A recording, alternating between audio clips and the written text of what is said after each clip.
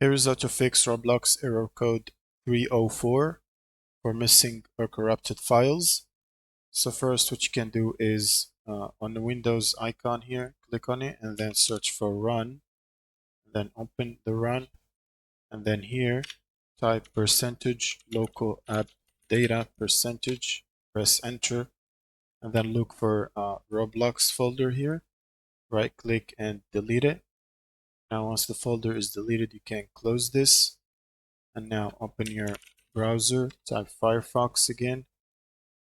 For the mobile version, you will need to open Play Store or App Store and download Roblox from there. For PC, you can type roblox.com and now click on any experience and then click on the play button, and you should be prompted to download the Roblox, download and install Roblox. Click on it and it should download the installer. Now you should run the installer and let it install Roblox again.